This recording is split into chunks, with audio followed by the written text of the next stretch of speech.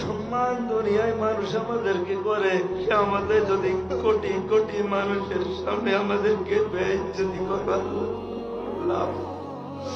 নিজে আমাদের বিচার গোপন করে মাফ করে দিও। সম্মানিত মা বোনেরা, কত আশা নিয়ে ভরসা নিয়ে মাহফিলে 2 দিন এসেছে, আল্লাহ তুমি তাদের আশা